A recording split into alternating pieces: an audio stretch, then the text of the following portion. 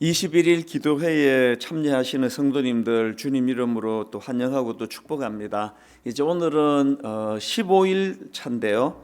하나님께서 오늘도 또 동일하게 은혜로 인도해 주시기를 원합니다. 잠깐 기도하고 시작하겠습니다.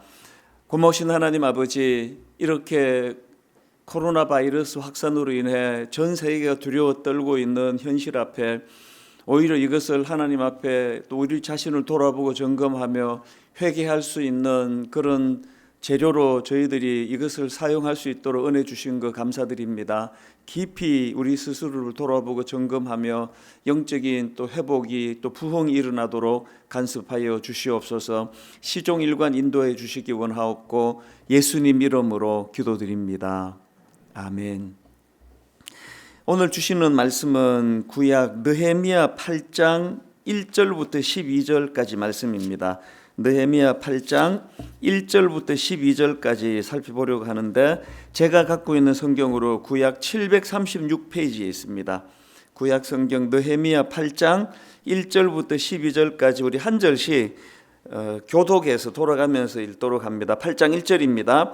이스라엘 자손이 자기들의 성읍에 거주하였더니 일곱째 달에 이르러 모든 백성이 수문 앞 광장에 모여 학사 에스라에게 여호와께서 이스라엘에게 명령하신 모세의 율법책을 가져오기를 청하매, 율법책을 가지고 회중 앞 곧 남자나 여자나 알아들을 만한 모든 사람 앞에 이르러 수문 앞 광장에서 새벽부터 정오까지 남자나 여자나 알아들을 만한 모든 사람 앞에서 읽음에 뭇 백성이 그 율법책에 귀를 기울였는데, 그때 학사 에스라가 특별히 지은 나무 강단에 서고 그의 곁 오른쪽에 선 자는 마띠디아와 스마와 아나야와 우리야와 힐기야와 마하세야요, 그의 왼쪽에 선 자는 부다야와 미사엘과 말기야와 하숨과 하스바따나와 스가랴와 무술람이라. 에스라가 모든 백성 위에 서서 그들 목전에 책을 펴니 책을 펼 때에 모든 백성이 일어서니라. 에스라가 위대하신 하나님 여호와를 송축하며 모든 백성이 손을 들고 아멘 아멘 하고 응답하고 얼굴을 땅에 대고 여호와께 경배하니라. 예수아와 바니와 세레바와 야민과 악굽과 사부대와 호디야와 마아세야와 그리다와 아사랴와 요사밧과 하난과 블라야와 레위 사람들은 백성이 제자리에 서 있는 동안 그들에게 율법을 깨닫게 하였는데, 하나님의 율법책을 낭독하고 그 뜻을 해석하여 백성에게 그 낭독하는 것을 다 깨닫게 하니 백성이 율법의 말씀을 듣고 다 우는지라. 총독 느헤미야와 제사장 겸 학사 에스라와 백성을 가르치는 레위 사람들이 모든 백성에게 이르기를, 오늘은 너희 하나님 여호와의 성일이니 슬퍼하지 말며 울지 말라 하고, 느헤미야가 또 그들에게 이르기를 너희는 가서 살찐 것을 먹고 단 것을 마시되 준비하지 못한 자에게는 나누어 주라. 이날은 우리 주의 성일이니 근심하지 말라. 여호와로 인하여 기뻐하는 것이 너희의 힘이니라 하고, 레위 사람들도 모든 백성을 정숙하게 하여 이르기를, 오늘은 성일이니 마땅히 조용하고 근심하지 말라 하니 모든 백성이 곧 가서 먹고 마시며 나누어 주고 크게 즐거워하니 이는 그들이 그 읽어 들려준 말을 밝히 알미라. 아멘. 지난 시간에 말씀드렸듯이 느헤미야서는 두 파트로 나누어집니다. 전반부인 1장부터 7장, 그리고 후반부인 8장부터 13장, 이렇게 두 파트로 나누는데요. 이 전반부인 1장부터 7장까지에서는 지도자 느헤미야를 중심으로 이 무너진 성벽을 재건하는 공사 과정을 다루고 있고요. 그런가 하면은 이제 후반부인 8장부터 13장까지는 제사장 에스라와 또 느헤미야가 이스라엘 백성들과 더불어서 이 영적인 개혁과 또 회복, 또 영적인 개혁과 변화, 이런 것들을 이루어가는 과정을 다루고 있는데, 저는 이 느헤미야가 건축 공사 완공으로 이 말씀을 끝내지 않고 그 이후에 영적인 변화와 개혁으로 이 건축 공사 완공을 연결시키는, 여기에 굉장히 중요한 의미가 담겨져 있다고 생각을 합니다. 이런 점에서 지도자 느헤미야의 귀함이 또 하나 드러나는데요. 이 느헤미야서의 문제 제기는 바로 1장 3절에 나오는 이 말씀 아닙니까? 느헤미야 1장 3절, 그들이 내게 이르되 사로잡힘을 면하고 남아있는 자들이 그 지방 거기에서 큰 환난을 당하고 능욕을 받으며 예루살렘 성은 허물어지고 성문들은 불탔다 하는지라.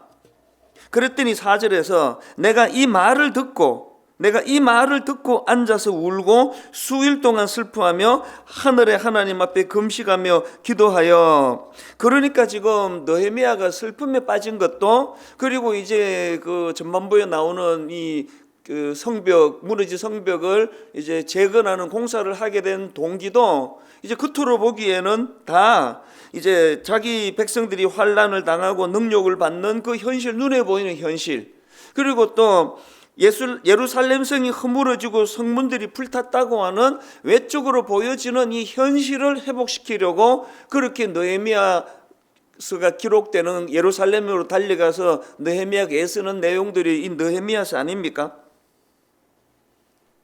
그래서 이제 이 느헤미야 4절에서도 내가 이 말을 듣고라는 것 자체가 바로 외적으로 보여지는 그런 핍박당하는 자기 동족들의 문제와 또 외적으로 보여지는 이 성벽이 무너져 버린 그 현실 때문에 지금 기도하는데, 6절부터 7절까지 기도 내용은 완전히 다른 내용입니다. 자, 6절을 보십시오.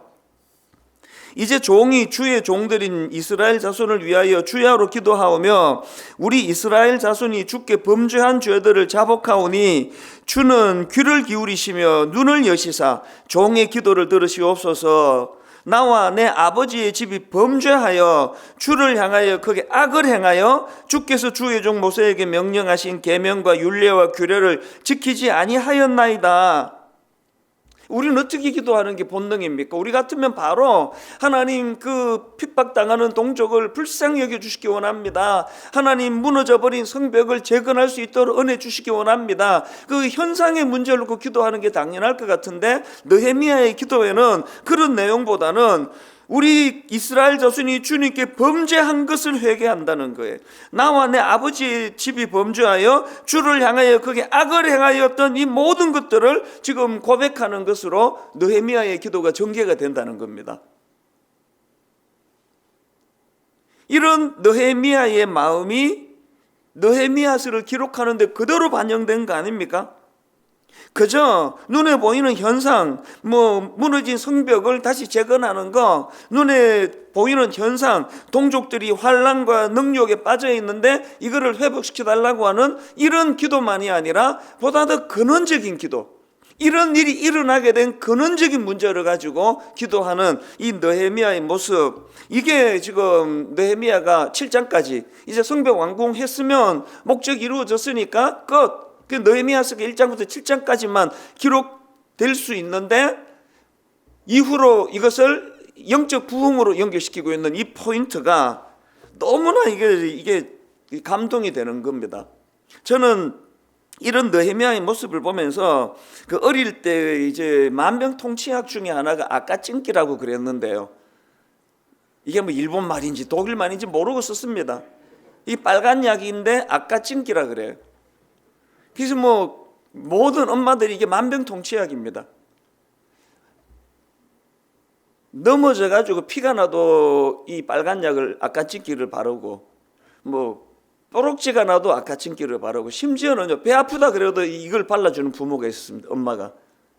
이 지금 생각해 보니까 이게 그 플라시보 효과라고, 실제로는 아무 효과가 없는데 이제 이거 바르고 나면 배 안 아파진다는 그걸 이제 그 효과 때문에 그런 것 같은데요.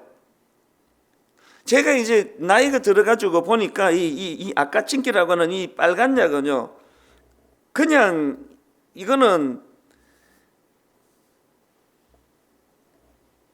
효과만 노리는 거지 그 약효가 있는 게 아닙니다. 이 소독약 같은 거더라고요. 왜 이 생각이 오늘 느헤미야서 읽다가 왜 이 생각이 났을까요? 이 그냥 배가 약간 아플 때 플라시보 효과라고 그 약 발랐다 이제 나을 거다 이게 되지, 지금 누가 암에 걸렸는데 이거 빨간 약 발라가지고 낫겠습니까? 이 빨간 약 겉으로 보이는 그 어떤 그런 빨간 약 발라가지고 될 문제가 아니라 근원적인 그 암을 제거하기 위하여 수술하고 또 그 이후에 계속 이제 항암 치료하고 이런 근원은 없어야 되는 거 아닙니까? 우리의 신앙이 오늘 느헤미야에게서 또 느헤미야서의 이 흐름을 통해서 진짜 중요한 걸 배워야 되는데 항상 우리는 그 표면적인 문제, 지금 이제 여러분 지금 온 나라가 이제는 막 세계로 확산이 돼가지고 코로나 바이러스가 지금 창궐하고 있는데 당연히 그 기도해야죠. 이 코로나 바이러스의 창궐을 막아달라고 이 기도도 해야 되지만 느헤미야에게서 뭘 배웁니까?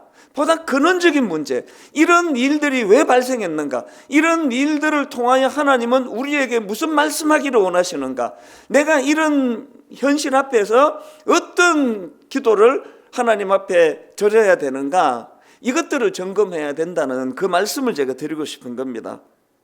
지금 우리가 이 위기의 때에 드리는 21일 기도회를 진행할 때 당연히 현안의 문제, 하나님 내 백성들이 지금 고난을 당하고 있습니다. 성벽이 불탔습니다. 회복되기를 원합니다. 이 기도를 당연히 들어야 되지만 우리의 기도가 1장부터 7장까지에 머무는 기도면 곤란하다는 거예요. 이걸 8장으로 갖고 올라가 어떻게 하면 영적인 회복으로, 이것이 우리에게 영적인 문제를 주님 앞에 돌아보는 도구로, 재료로 쓸 것인가.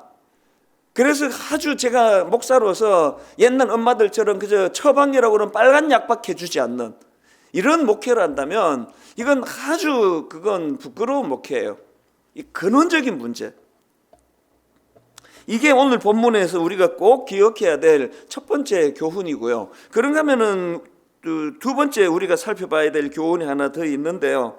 이제 오늘부터 이제 이 느헤미야 후반부에서 그냥 건물 짓는 것으로 끝내지 않고 근원적으로 영적인 부흥을 위하여, 회복을 위하여 이제 몸부림치는 그 백성들의 모습들과 내용들이 쭉 이제 나오는데요. 그래서 언약을 갱신하고 하나님 앞에 여러 잘못된 태도들을 개혁해 나가는 내용들이 쭉 열거가 되는데, 제가 주목하는 게 하나 있는데요. 그 모든 개혁의 첫 출발이 뭐냐? 모든 개혁의 첫 출발이 이 하나님 말씀에 대한 갈망의 회복이더라는 겁니다.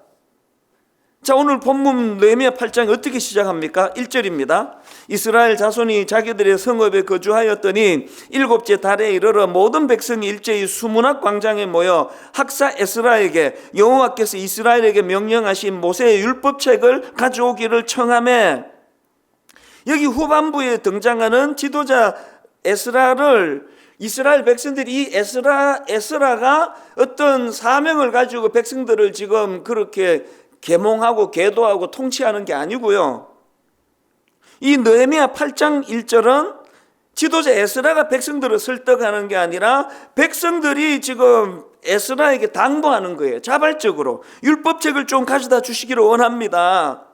그리고 2절과 3절 보십시오. 일곱째 달 초하루에 제사장 에스라가 율법책을 가지고 회중 앞 곧 남자나 여자나 알아들을 만한 모든 사람 앞에 이르러 수문학 광장에서 새벽부터 정오까지 남자나 여자나 알아들을 만한 모든 사람 앞에서 읽으매, 그 다음 보세요. 뭇 백성이 그 율법책에 귀를 기울였는데, 여러분 지금 이 말씀에 대한 백성들의 갈급함이 구구절절 느껴지고 있지 않습니까?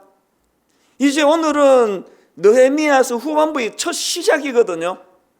그 첫 출발에서 이스라엘 백성들이 보여주는 이 말씀에 대한 갈급함, 이 말씀들에 대한 갈급함이 이후에 나타나는 모든 영적인 몸부림과 영적 회복의 출발이 되더라는 겁니다. 여러분들이 지금 영적 부흥을 갈망하는 것을 알고 있는데요. 여러분 영적 부흥을 갈망하는 만큼 여러분의 첫 단추가 이 말씀에 대한 갈급함의 회복으로 만약에 된다면, 오늘 여러분에게 이 말씀에 갈급함이 있습니까?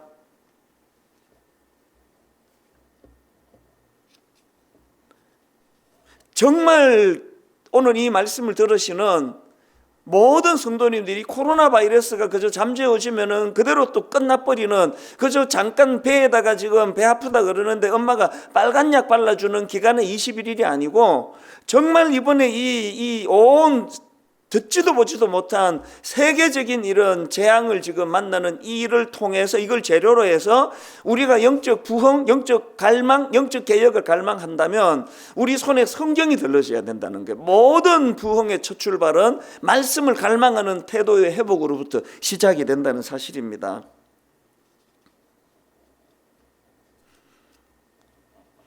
그리고 이걸 놓고 기도해야 돼요. 이따가도 기도하실 때 하나님 코로나 바이러스를 잠재워 주시옵소서. 그리고 이것만을 놓고 기도하는 것이 아니라 아버지 제가 말씀을 사랑하게 되기를 원합니다. 또 하나님 경제적으로 너무 어렵습니다. 지금 이게 막 가게에 이게 장사도 안 되고 이런저런 막 경제적으로 너무 어렵습니다. 그렇게 기도하시고 그렇게만 기도하지 마시고 하나님 이 일을 도구로 해서 부흥을 갈망하는데 첫 단추인 말씀을 손에 들기를 원합니다. 이것이 계속 병행돼서 드려져야 될 기도라는 사실입니다. 우리가 이렇게 말씀에 대한 갈망을 하나님 앞에 이 갈망을 회복하기를 원하고 또 회복이 된다면요, 이런 말씀을 갈망하는 자들에게 주시는 하나님의 선물이 있는데요, 오늘 이걸 제가 좀 살펴보기를 원합니다. 이 말씀에 대한 갈망이 주는 두 가지 선물이 뭐냐? 이 말씀에 대한 갈망하는 자들에게 하나님께서는 말씀에 대한 깨달음을 주신다는 겁니다. 7절과 8절을 보십시오. 예수아와 바니와 세레비아와 야민과 악굽과 사부대와 호디야와 마세야와 그리다와 아사랴와 요사박과 하난과 블라야와 레위 사람들은 백성이 제자리에 서 있는 동안 그들에게 율법을 깨닫게 하였는데, 8절입니다. 하나님의 율법을 낭독하고 그 뜻을 애써가여 백성에게 그 낭독하는 것을 다 깨닫게 하니. 이 얼마나 부러운 일입니까? 한국 교회의 치명적인 문제는 목사가 말씀을 자근자근 씹어가지고 입에 쏙 넣어주지 않으면 도대체 이 말씀을 소화할 수 없는, 이 모태 신앙이고 초신자고 공통점이 그거 아닙니까? 너무나 지금 이 설교 의존적인 신앙생활, 지금이 찬스예요. 이 교회도 지금 못 가고 주중에 교회 문 다 닫고, 이제 여러분이 이제 그렇게 그냥 엄마 젖이나 먹는 어린아이의 미숙함에서 내가 이제 이 말씀의 깨달음을 위하여 노력을 하는 너무나 좋은 계기로 이걸 삼으셔야 됩니다.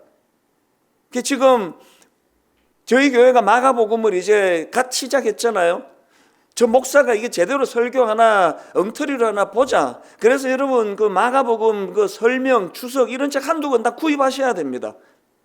설교만 들으시면 안 됩니다.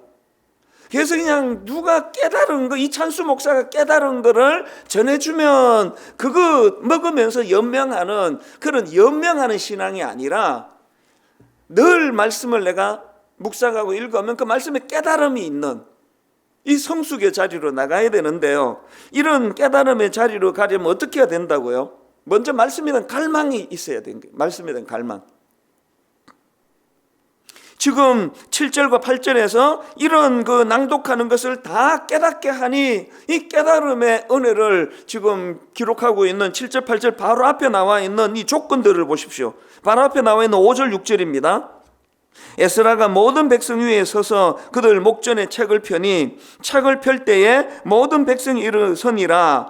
에스라가 위대하신 하나님 여호와를 송축하며 모든 백성이 손을 들고 아멘 아멘 하고 응답하고 몸을 굽혀 얼굴을 땅에 대고 여호와께 경배하니라. 요즘 분당 우리 교회 지금 주일날 성경 봉독할 때 다 자리에서 일어나서 성경 봉독을 하는 그 힌트를 여기서 얻은 거 아닙니까?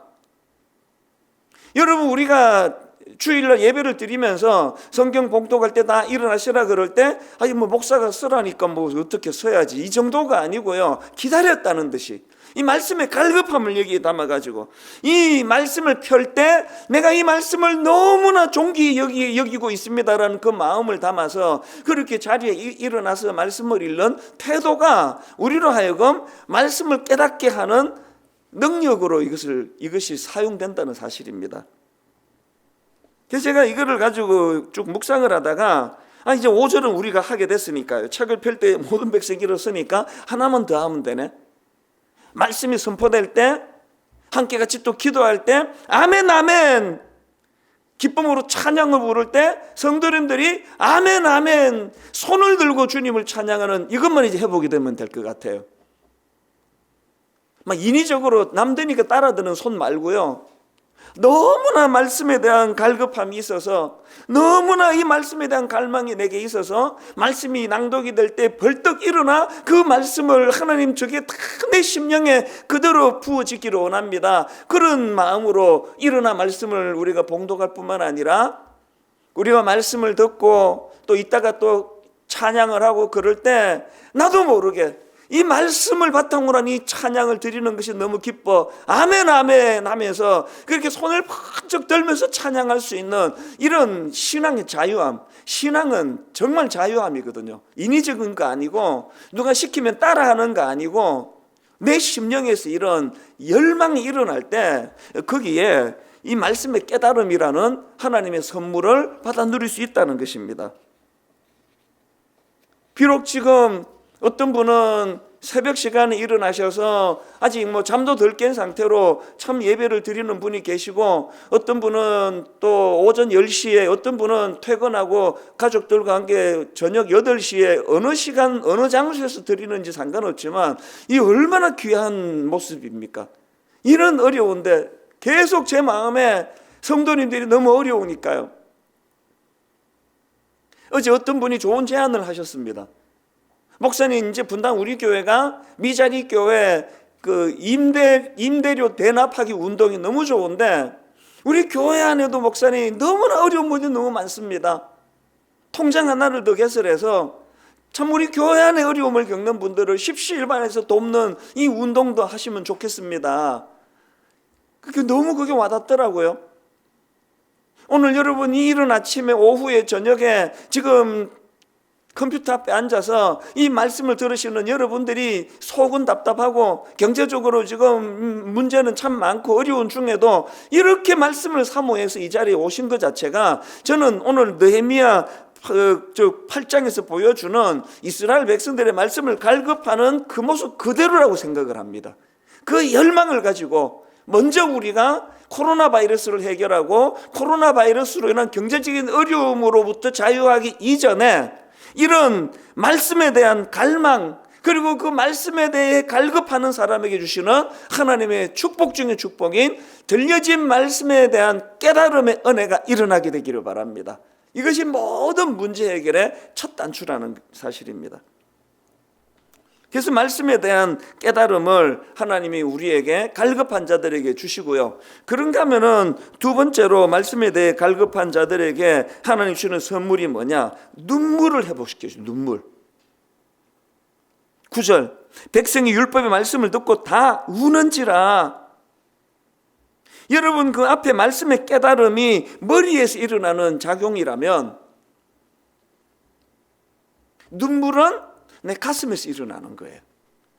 이 머리에서의 깨달음도 참 이게 어려운 문제지만요, 이 머리에서만 머물고 있으니까 놀라운 하나님의 말씀을 깨닫는다는 사람 중에 너무너무 냉랭하고 너무 냉정하고 너무 이기적이고 회개가 뭔지도 모르고. 그 왜 그렇습니까? 이 머리에서 작동되는 깨달음을 요 50cm도 안 되는 요 조그만 세상에서 제일 먼 거리라 그러잖아요. 이 가슴으로 우리가 이걸 내려야 돼요. 그래서 눈물이 회복이 돼야 됩니다. 이 말씀의 깨달음도 어렵지만요, 정말 이 내 감정선을 건드려 가지고 이 눈에서 이 눈물이 흐르게 만드는 이 일은 진짜 이게 인위적으로 할 수 없는 어려운 일이에요. 저는 그동안 그 연기자들에 대해서 오해하고 있었던 게 하나 있었는데요, 연기를 너무 잘해서 저절로 눈물 흘리게 만드는 줄 알았습니다. 그래서 저 정말 쇼를 어떻게 저렇게 잘하느냐고, 좀 멀쩡한 눈에서 눈물 흐르게 만드느냐 그랬는데 그거 제 착각이라는 걸 알게 된 계기가 있었는데요. 한 2년 전인가 우리 교회에 그 영화 감독님이 계시잖아요. 그래서 그 문화생 연기자들을 주축으로 해서 성탄 전날 이제 제대로 된 성탄극을 공연을 한 거 기억하실 겁니다. 그래서 펑펑 울면서 막 그런 이제 그 성극을 다 마치고 이제 그 다음에 이제 순서가 저니까요. 이제 강단 뒤쪽에서 대기하고 있다가 그 연기자들은 내려가고 저는 이제 올라가면서 모든 그 출연한 사람을 다 봤는데 내 충격을 받은 게 다 울면서 내려오는 거예요. 진짜 다 울면서 오더라고요. 그래서 내가 깨달은 게 뭐냐? 이게 쇼해서 감정이 하나도 없는데 이게 눈물방울이 흐르도록 만드는 그게 아니고 이 연기자들이 자기가 맡은 배역에 너무나 몰입하기 때문에 진짜 슬픈 걸 알았습니다. 진짜 슬프니까 그 눈물이 흐르는 걸 제가, 왜냐하면 끝나고도 눈물을 안 그치면서 내려오는 걸 내가 봤거든요. 눈물은 인위적으로 흘릴 수 있는 게 아니에요. 오늘 우리가 말씀을 너무나 갈망을 하면은 하나님께서는 우리 머리로 그 말씀의 깨달음을 선물로 주세요. 그리고 그렇게만 머무는 그것은 하나님의 온전한 선물이 아니에요. 이 머리로 깨달아진 이 말씀이 내 가슴을 두드리는 거예요. 이게 인위적으로가 아니라 눈물이 나는 겁니다. 형제여 우리가 어찌할꼬 단시간 그 사도행전의 말씀처럼 너무나 우리 자신을 단식하면서 눈물을 흘릴 수 있게 만드는 힘. 저는 오늘 우리 성도님들 이 두 가지가 회복되기를 바랍니다. 말씀의 갈망이 가져다주는 선물, 머리로 말씀에 대한 깨달음이 일어나고, 그리고 그것이 내 가슴으로 흘러내려와 이 마음에서 눈물을 흘리게 만드는 그런 마음의 감동을 하나님께서 주시기를 바랍니다. 근데 여기서 한 가지요. 이렇게 말씀에 대한 갈망이 회복이 되고 말씀에 대한 갈망이 또 말씀에 대한 깨달음으로, 그리고 또 그것이 또 말씀의 감동으로 그 가슴으로 눈물을 흘리게 만드는 이런 것으로 연결되는 상황인데, 지금 이스라엘 백성들에게 그런 일이 일어나고 있지 않습니까? 이런 백성들에게 느헤미야가 중요한 포인트 하나를 던져주는 것을 볼 수 있습니다. 느헤미야 8장 10절입니다. 느헤미야가 또 그들에게 이르기를 너희는 가서 살찐 것을 먹고 단 것을 마시되 준비하지 못한 자에게는 나누어 주라. 이날은 우리 주의 성일이니 근심하지 말라. 여호와로 인하여 기뻐하는 것이 너희의 힘이니라. 저는요, 느헤미야서 전체에서 통틀어 제일 중요한 말씀 하나를 찾으라 그러면 내 개인적으로는 느헤미야 8장 10절 끝부분에 나오는 이 말씀을 꼽겠습니다. 여호와로 인하여 기뻐하는 것이 너희의 힘이니라. 오늘 이 느헤미야를 통해서 우리가 궁극적으로 깨달아야 되는 건 바로 이 말씀이에요. 엄청난 그 강대국의 횡포 아래에 나라가 힘을 잃어버리고 포로로 끌려가고 성벽은 무너져 버리고 지금 그 공사 좀 잘해가지고 성벽 쌓는 게 목표가 아니에요. 그 절망적인 상황에서 이스라엘 백성들이 뼛속 깊이 깨달아야 되는 게 뭡니까? 여호와로 인하여 기뻐하는 것이 너희의 힘이니라. 지난 주일 설교 때도 말씀드리지 않았습니까? 복음이 뭐라고요? 유앙겔리온이 예수 그리스도가 왕이시라는 거, 이걸 선포하는 게 복음이고, 더 중요한 게 뭐라 그랬습니까? 진짜 유앙겔리온 복음은요, 그 왕이 승리하신 왕이다, 이미 승리하셨다, 이 기쁜 소식을 선포하는 게 유앙겔리온 아닙니까? 오늘 이 21일 기도회는요, 어떤 믿음 좋은 특별한 어떤 순장님들, 우리 교역자들을 대상으로 한 설교가 아닙니다. 오해하시면 안 됩니다. 이 설교야말로 너무나 지금 힘든 상태에 빠져 눈물을 짓고 계시는 분, 이래도 안 되고 저래도 안 풀리는 문제 앞에서 너무나 낙심해 있는 그분들에게 하나님이 강권적으로 들려주시려 하는 말씀이에요. 니들 힘이 어디서 나오는지 아느냐? 이날은 우리 주의 성일이니 근심하지 말라. 여호와로 인하여 기뻐하는 것이 너희의 힘이니라. 오늘 저는 이 한 말씀이 저와 여러분 마음에 계속 울림이 있는, 여운이 있는, 여진이 있는 말씀이기를 바랍니다. 여호와로 인하여 기뻐하는 것이 너희의 힘이니라. 여호와로 인하여 기뻐하는 것이 너희의 힘이니라. 느헤미야서가 7장까지 그냥 집 지어놓고 끝으로 내지 않고 그 다음에 영적 부흥으로 연결하는 근원적인 목표가 여기에 있기 때문이에요. 그 저는 10편 127편 여호와께서 집을 세우지 아니하시면 세우는 자의 수고가 헛되며 여호와께서 성을 지키지 아니하시면 파수꾼의 깨어 있음이 헛되도다. 너희가 일찍 일어나고 늦게 누우며 수고의 떡을 먹음이 헛되도다. 이 사실을, 코로나 바이러스라는 위기를 통하여 이 사실을 깨닫고 자각하는 믿음의 성도님들 되시기를 바랍니다. 집 지어놓으면 뭐합니까? 하나님이 이거 지켜주지 않으면 소용이 없는데, 아침 일찍 일어나고 늦게 누우며 아무리 수고하면 뭐합니까? 수고의 떡을 먹으면 헛되도다.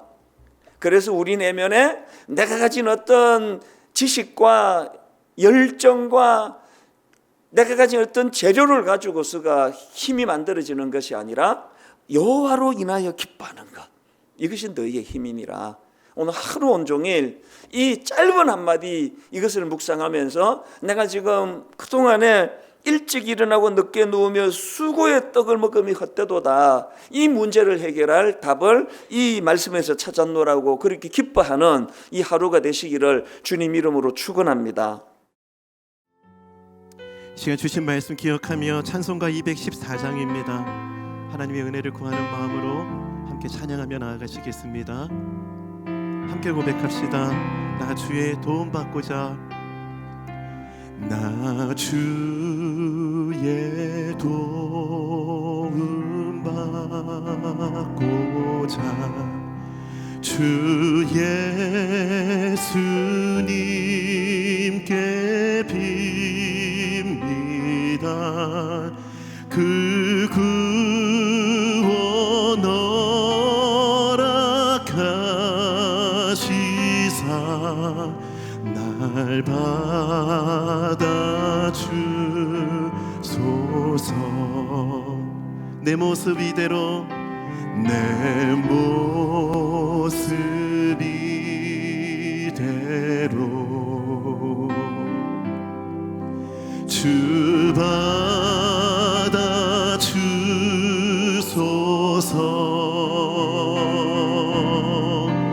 날 위해 돌아가신 주, 날 받아주 은혜를 구하며 고백합시다. 내 힘과 결심 약하여, 내 힘과 결심 약하여 늘 깨어 지키시우니 주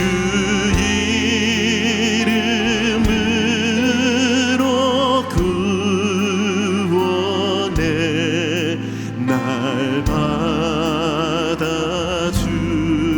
주님, 이 시간 내 모습 이대로 받아주시옵소서. 내 모습 이대로 주 받아주소서.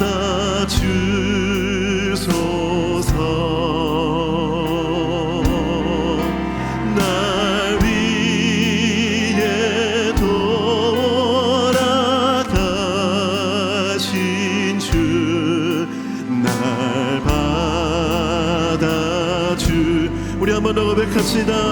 내 모습 이대로 주 받아주옵소서.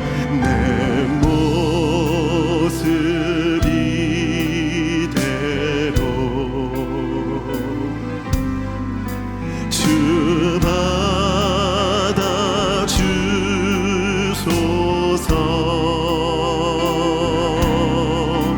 날 위해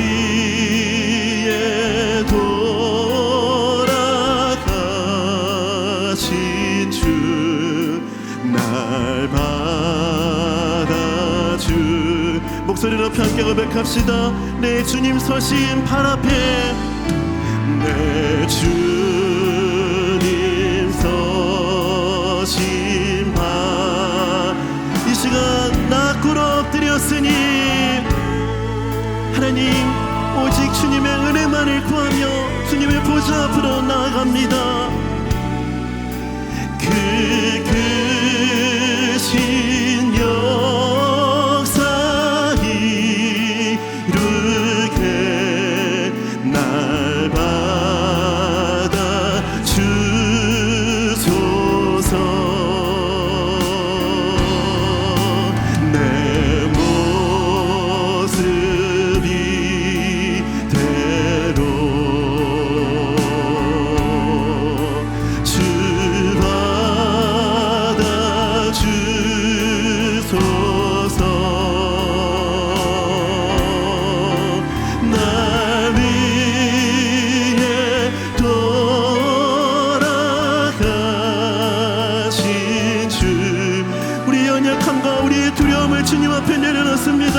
은혜를 구하는 마음으로 고백합시다.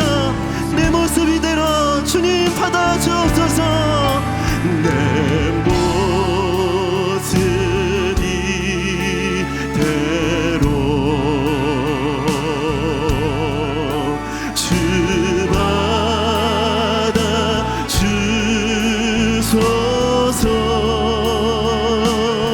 받아주소서. 날 위해 돌아가신 주 날 받아. 우리 마지막으로 다시 한 번 더 은혜를 구하며 보좌 앞으로 나아갑시다. 내 모습 이대로 내 모습 이대로 주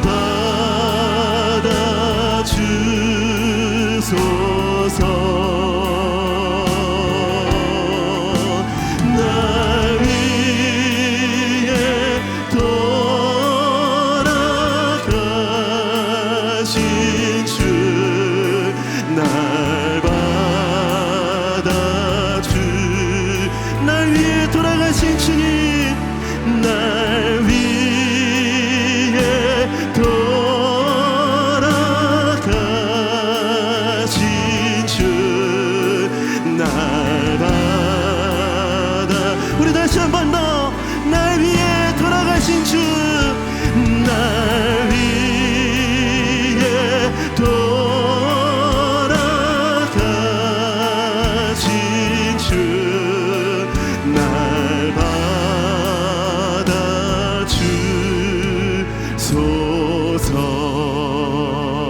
받아주소서.